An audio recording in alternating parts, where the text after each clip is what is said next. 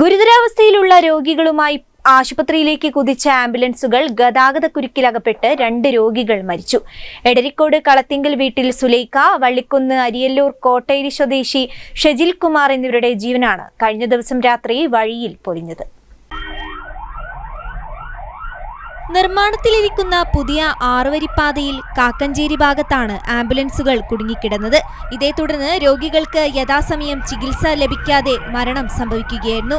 എടരിക്കോട് കളത്തിങ്കൽ വീട്ടിലെ സുലൈഖ, വള്ളിക്കുന്ന് അരിയല്ലൂർ കോട്ടാശ്ശേരി സ്വദേശി ഷജിൽ കുമാർ എന്നിവരുടെ ജീവനാണ് കഴിഞ്ഞ ദിവസം രാത്രി വഴിയിൽ പൊലിഞ്ഞത്.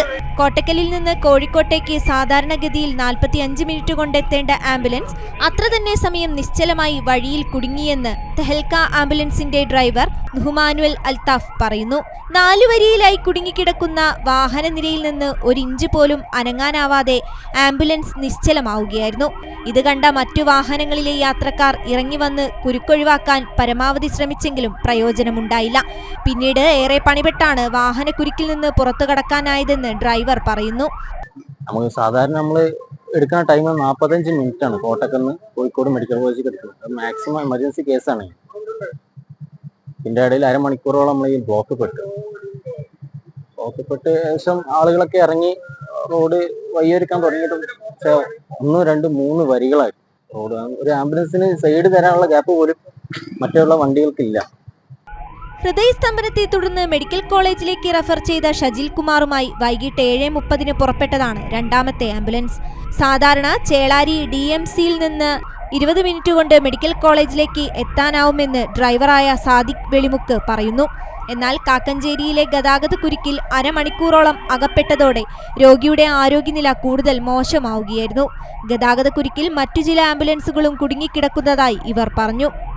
രോഗിനെ അൽത്താഫ് പറഞ്ഞ ഒരു 15 മിനിറ്റിനെ വിളിച്ചിന് ഇങ്ങനെ ഒരു കേസുണ്ട്. അപ്പം ഞാൻ ഡോക്ടറോട് ഇവിടെ പറഞ്ഞു, കാഷ്വാലിറ്റിയിൽ പറഞ്ഞു. ഇവിടുത്തെ നമ്മളെ സൂപ്പർവൈസർ ഉണ്ട് നസീർ ഭായിനോട് പറഞ്ഞു. അപ്പം നമ്മൾ ഓക്സിജൻ എല്ലാം സെറ്റാക്കി വെച്ച് പിന്നെ അങ്ങനെ 15 മിനിറ്റ് 20 മിനിറ്റും കഴിയുന്നില്ല. അപ്പം ബ്ലോക്കിലായിരുന്നു. പിന്നെ ഒരു 20 മിനിറ്റ് കഴിഞ്ഞതിന് ശേഷം എത്തുന്നത്. അപ്പം തന്നെ വേണ്ട മാതിരി ചെയ്തു. അപ്പത്തിന് പിടുത്തം ആള്.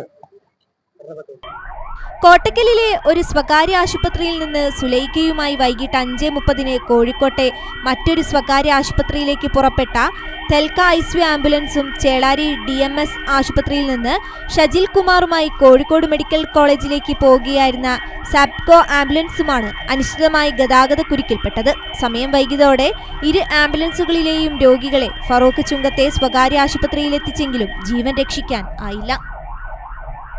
News bureau, Farooq.